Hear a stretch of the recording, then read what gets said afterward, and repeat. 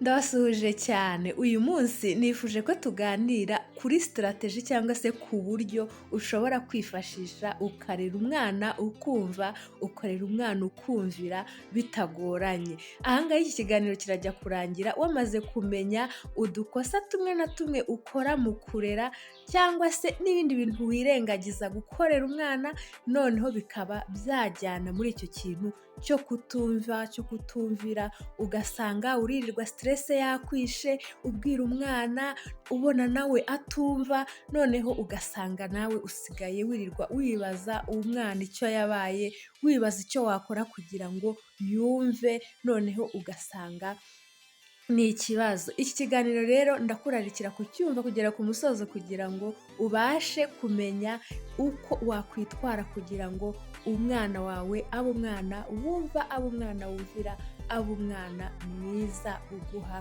umutuzo. Ikintu cya mbere ni ugukosora ikosa rikiba. Niba umwana akoze ikosa, ni byiza guhita umubwira ko icyo kintu akoze atari cyiza kandi ukamusobanurira impamvu atari cyiza, ukamusobanurira ingaruka zishobora kumubaho ku bw'icyo kintu akoze.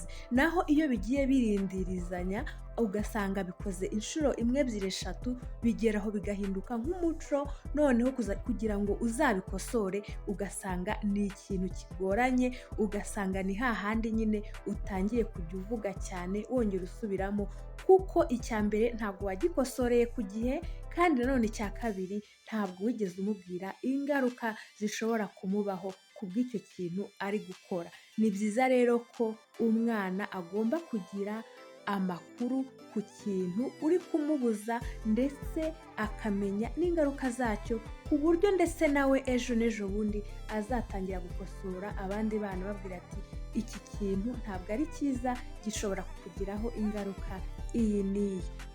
Ikintu cya kabiri ni ugusobanurira umwana amategeko n'amabwiriza yo kugenderaho. Umwana akaba azi imipaka ye, akaba azi aho agomba kugarukira, akaba azi n'urugero ko iyo umuntu afashije telefone hasi adahita ayifata atatse uburenganzira, ukamubwira impamvu uri kumubwira, ukamubwira n'ingaruka zabyo. Akaba azi wenda ati iyo tugiye kugira ikintu dufata cyo kurya dukaraba intoki, akaba azi ingaruka bishobora kumugiraho igihe bitagenze bityo. Akaba azi wenda ati iyo mvuye ku ishuri nsuhuza abo nsanze mu rugo. Ibyo bintu byose n'ibindi byinshi bitandukanye mukaba mwarabiganiriyeho, atari ukumubona afashe telefone ngo shyira hasi telefone, cyangwa se uti kuki ufashe telefone utayatse umushyitsi, ni urugero. Atari ubwo buryo bwo kumukosora, umukosorera mu bantu, uzarebe nawe nk'umuntu mukuru, iyo ukoze ikintu kitari cyiza bishobora kubaho umuntu agahita agukosorera mu bantu gutyo direct, ntabwo ukosoka ahubwo wumva ushaka nawe ugize akantu k'ipfunwe, wumva isoni, wumva utameze neza. N'abana rero ni ukubaha icyubahiro cyabo, ni ukubaha uko twifuza ko batugirira natwe niko tugomba kujya tubagirira. Niba umwana akoze ikintu mu ruhame ugahita umubwira ngo oya ngo ibyo ukoze ni ibiki, ni ukuvuga ngo icyo gihe ntabwo ahita yumva icyo umubwiye, ahubwo icyo ajyana ni rya pfunwe, ni kwa kumva atifitiye icyizere mu bandi.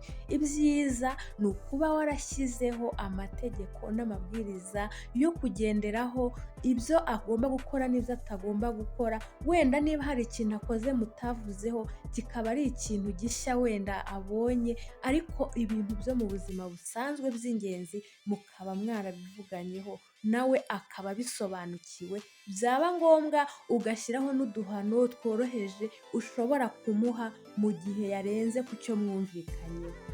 Icya gatatu ni ukuba urugero rwiza rw'umwana. Burya abana bigira ku byo ababyeyi bakora, icyo abona ukora buri munsi nawe nicyo akora, kuko aba yumva ari wowe role model we, ni wowe areberaho ibintu akora. ukora kuko aba agufata nyine nk'icyitegererezo. Iyo utangiye rero gukora ibintu bitandukanye n'indangagaciro nziza, nawe nibyo atangira gukora. Niba ubwira abantu nabi akumva, niba ubeshya akumva, niba ukora ibintu bitandukanye bitari byiza, wiha ibintu by'abandi, akureba nta burenganzira, ibyo bintu byose ukora bitari byiza nawe umubuza, ni ukuvuga ngo icyo umubuza mbere na mbere ugomba kwisuzuma ukareba ko nawe uri urugero rwiza kuri we.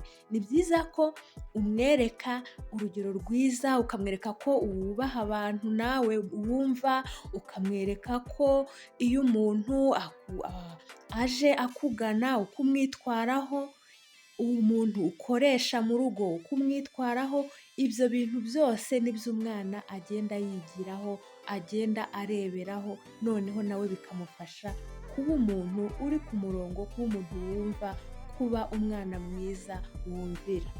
Icya kane ni ukuhaba byuzuye cyangwa se kuhaba bikwiriye. Muri iki gihe nibyo koko biragoye, ababyeyi bari mu kazi, ababyeyi bari mu mashuri, bari mu gushakisha ubuzima mu bintu bitandukanye, ariko noneho ka kanya ubonye kaba gato kaba kanini, gerageza kuhaba byuzuye, urebe, witegereze, ube maso ku bana, wumve hanze niba bari gukina, utege amatwi ibyo bavuga, urebe ibyo bakora utabavugishije, wenda ni urugero, mbese uhabe, umutima wawe uhabe, ubwenge buhabe, nawe uhari physical, ku buryo mbese ikintu uri bukure muri iyo minota 30 cyangwa isaha uhari ari ikintu kiri buguhe ishusho nyayo y'imyitwarire, y'imyifatire y'abana.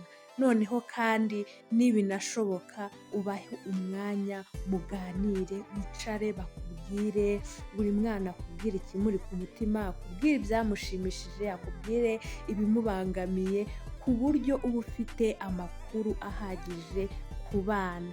Ibi ngibi bizagufasha kubona amakosa yabo hakiri kare, uyakosorere ku gihe, bizagufasha kubona aho bafite intege nke ubazamure, bizagufasha kubona ufite ikibazo.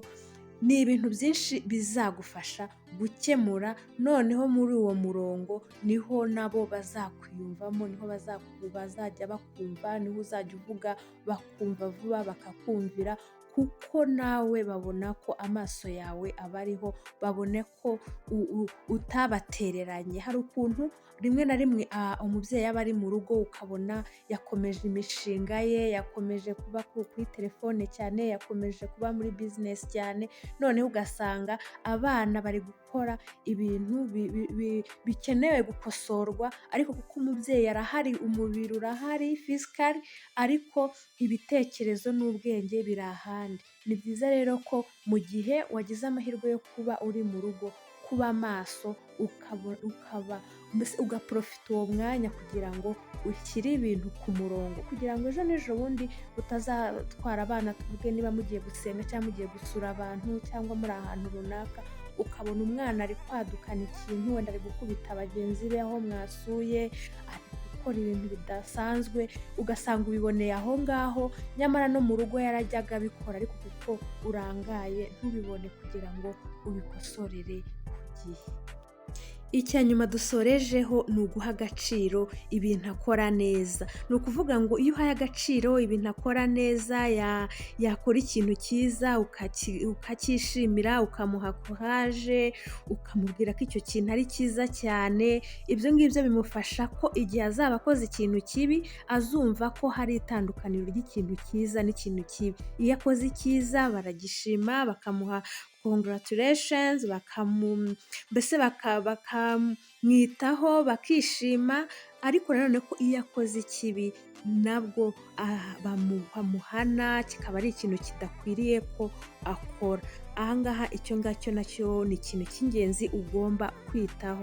Hanyuma kandi ikindi ni ukwigisha umwana indangagaciro, akaba azi gushimira, akaba azi gusaba uburenganzira ku kintu, akaba azi gusaba imbabazi, utwo tuntu twose tw'ikinyabupfura, tw'imyitwarire iboneye, akaba atuzi adukoresha mu buzima bwa buri munsi. Kuko iyo akoze ikintu kibi ukaba wambwira uti kiriya kintu ni kibi, akaba yasaba imbabazi akavuga ati mbabarira ntabwo nzongera, cyangwa se ati ntabwo nari nzi ko ari kibi, wenda ntabwo nari nzi ko izo ngaruka ko zishobora kumbaho, akaba ari umwana wigishijwe ko aba umwana uri hambo, umwana utumva ko agomba guheza inguni, ahubwo akaba umwana uzi ko iyo akoze ikintu kitari cyo aca bugufi, akaba yasaba imbabazi, cyangwa se iyo akeneye ikintu akaba yasaba uburenganzira.